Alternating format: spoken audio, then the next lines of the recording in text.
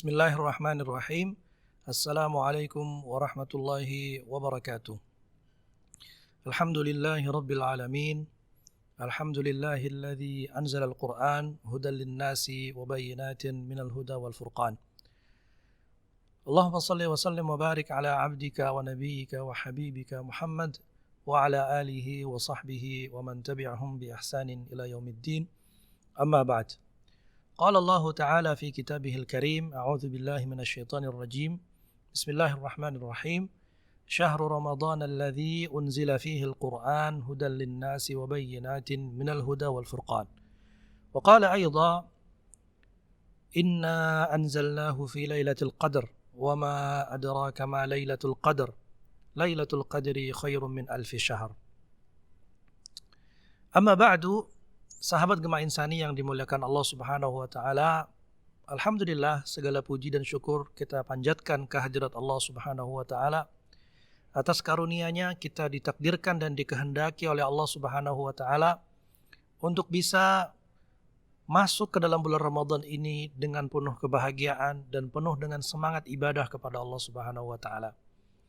Dan pada kesempatan ini Allah Subhanahu wa taala sudah mengantarkan kita di pertengahan bulan Ramadan, bahkan kita sudah mendekati menjelang hari-hari terakhirnya.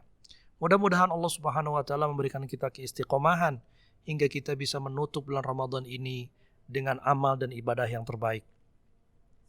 Sahabat Gema Insani yang dimuliakan Allah Subhanahu wa taala, kalau kita cermati ayat-ayat yang terkait dengan turunnya Al-Qur'anul Karim, kita akan mendapati bahwa dalam beberapa ayat Allah Subhanahu wa taala telah menyebutkan satu keterangan waktu yang khusus yang menjadi keistimewaan bagi bulan Ramadan itu sendiri. Dalam surat Al-Baqarah misalnya, setelah Allah Subhanahu wa taala menjelaskan tentang kewajiban berpuasa, Allah Subhanahu wa taala bilang, "Syahrul Ramadan alladzi unzila fihi al-Qur'an hudan lin-nasi wa bayyinatin minal huda wal furqan."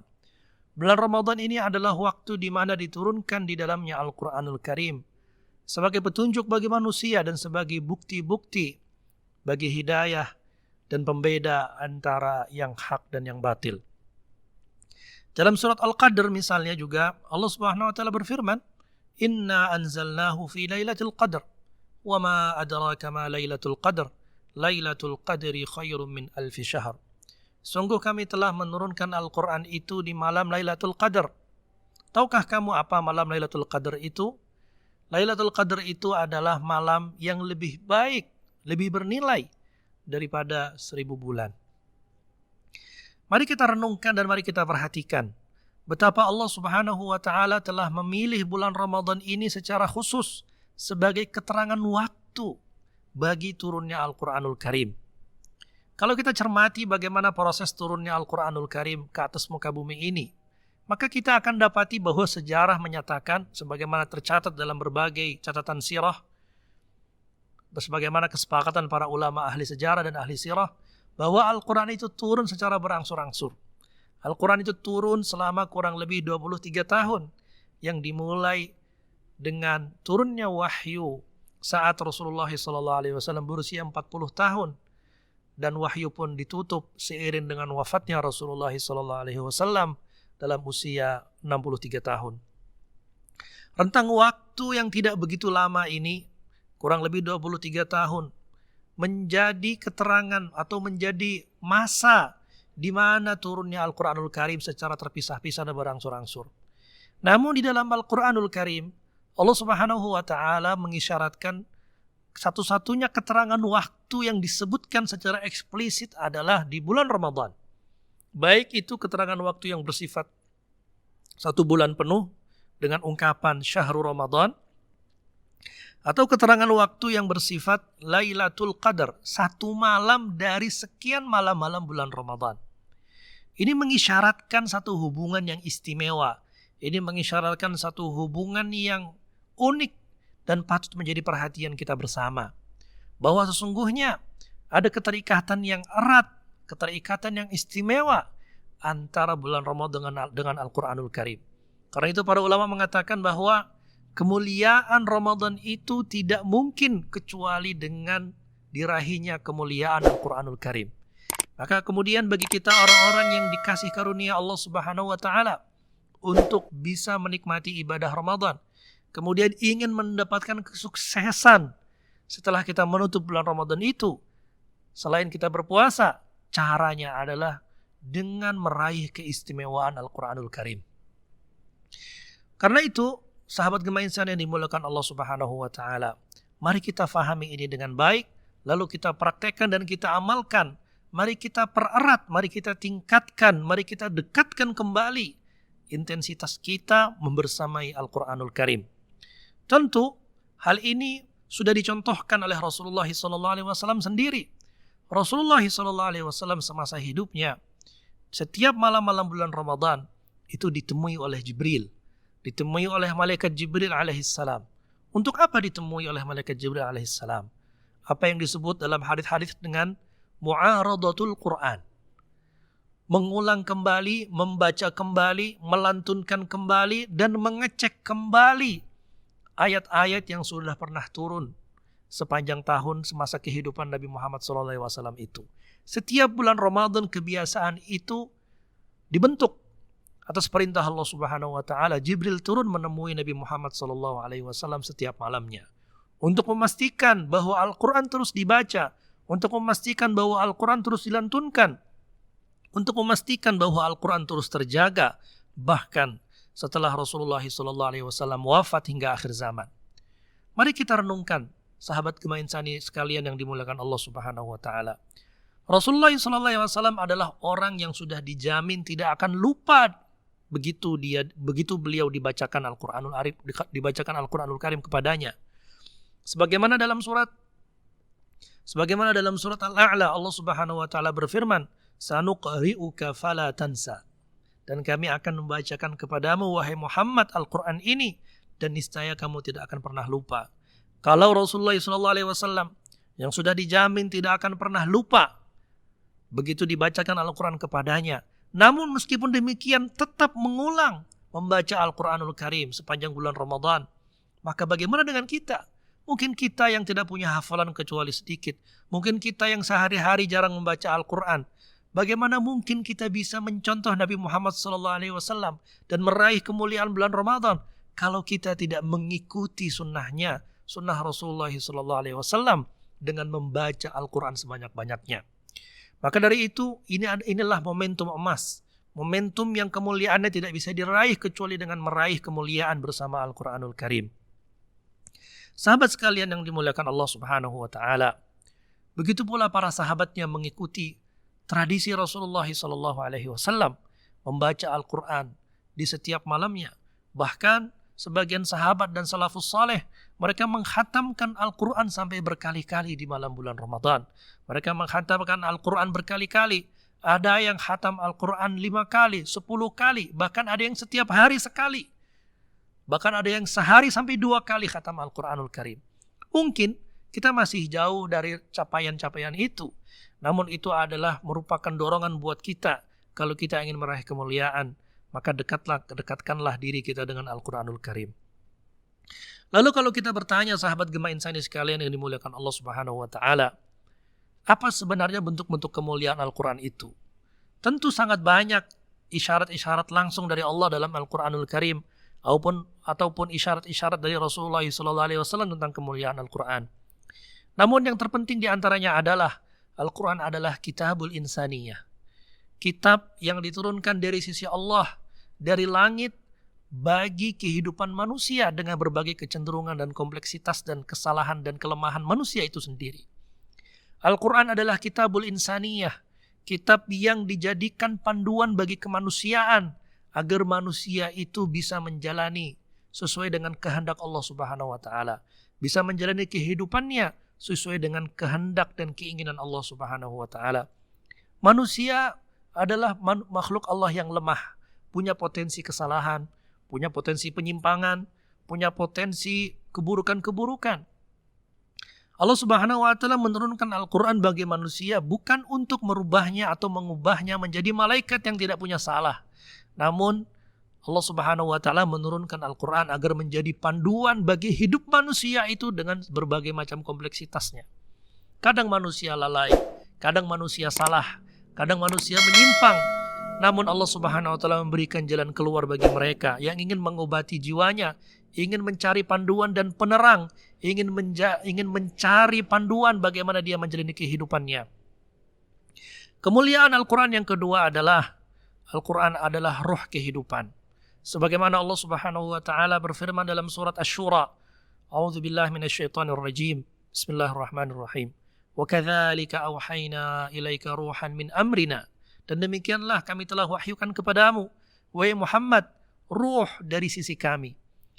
Perhatikan baik-baik bagaimana Allah Subhanahu wa taala menamai dan mendeskripsikan Al-Quran ini sebagai ruh.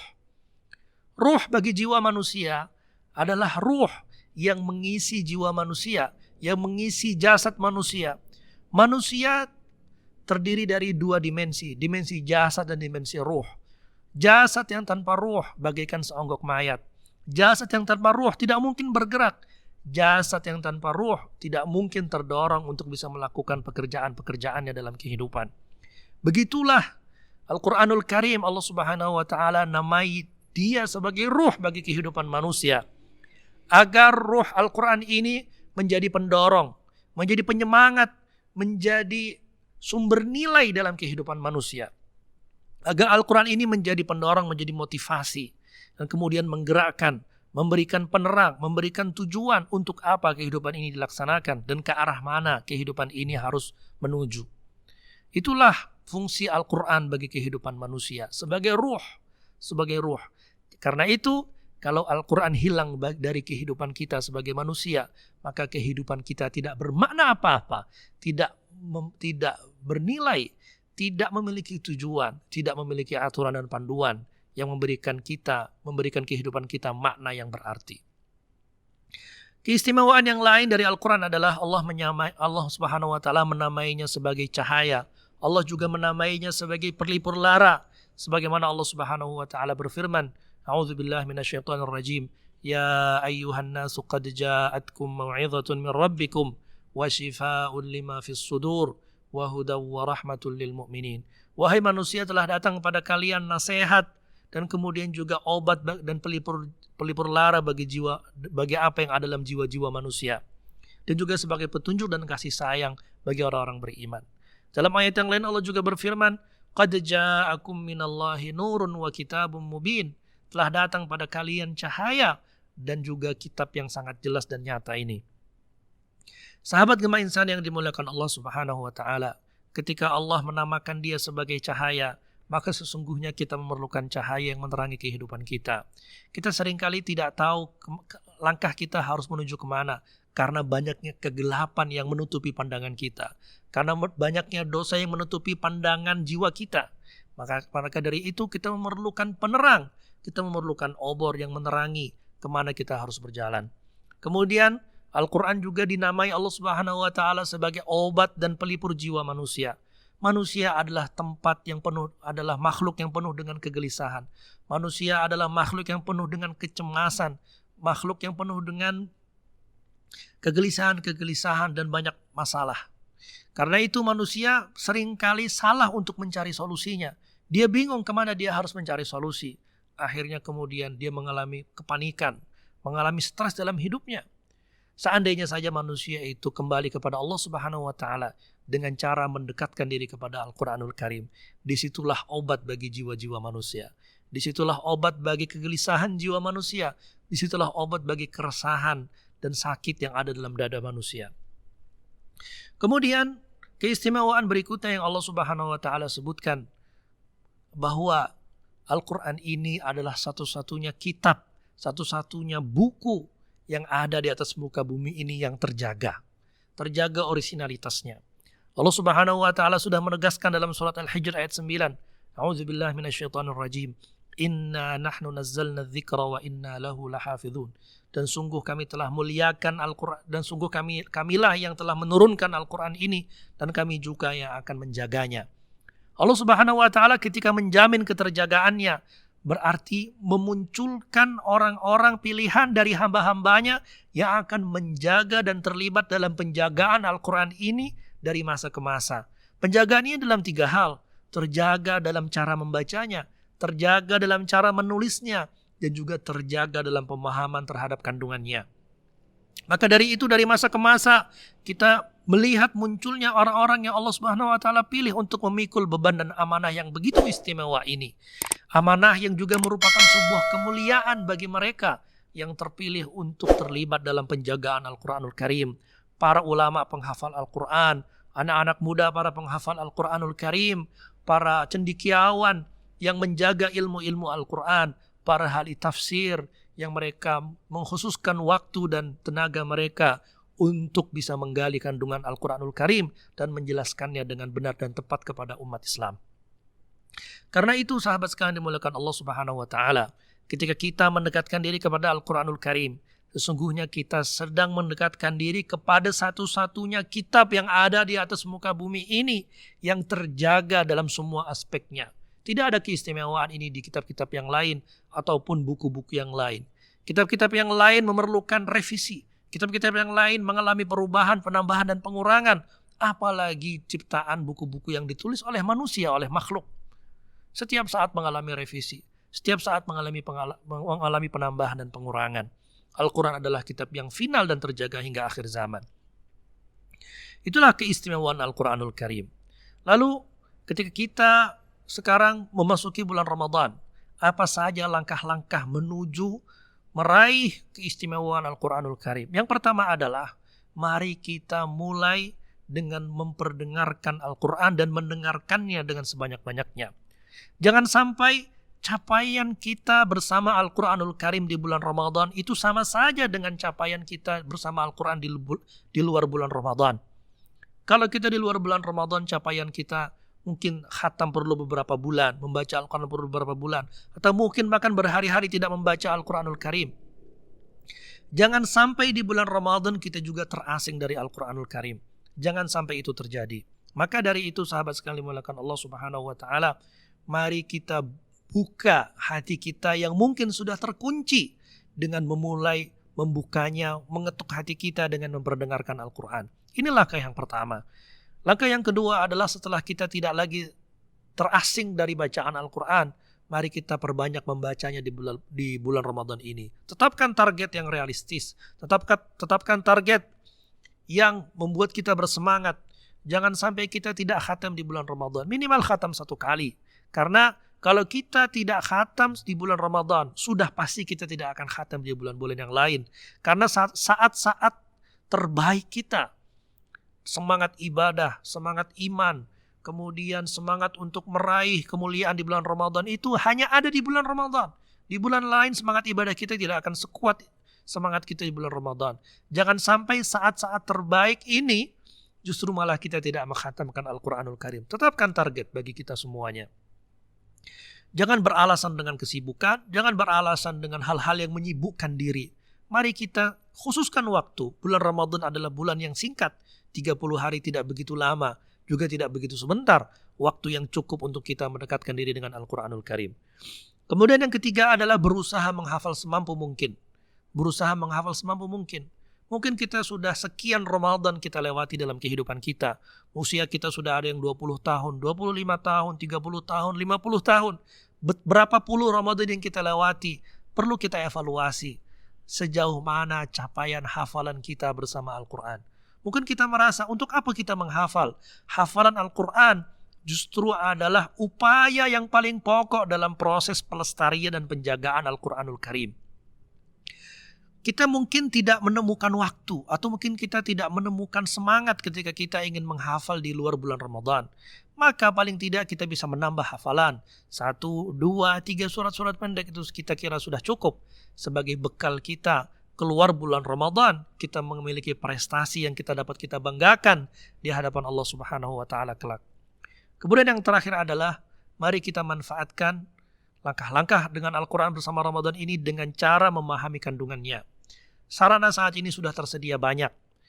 Sarana Quran terjemah, sarana ceramah, kajian, pengajian yang disampaikan oleh para guru, para kiai, para ustadz, para ulama. Mari kita reguk mata air Al-Quran ini sebanyak-banyaknya. Mata air Al-Quran adalah bagaikan samudera yang tidak bertepi. Semakin banyak kita menggali kandungannya, semakin dahaga kita dan semakin tidak akan pernah habis karena dia adalah bagian dari ilmu Allah Subhanahu wa taala yang tidak terbatas. Demikian sahabat Gema Insan yang dimuliakan Allah Subhanahu wa taala. Mudah-mudahan bermanfaat bagi diri kami pribadi dan kita semuanya. Aqulu qauli hadza wa astaghfirullah li wa lakum. Assalamualaikum warahmatullahi wabarakatuh.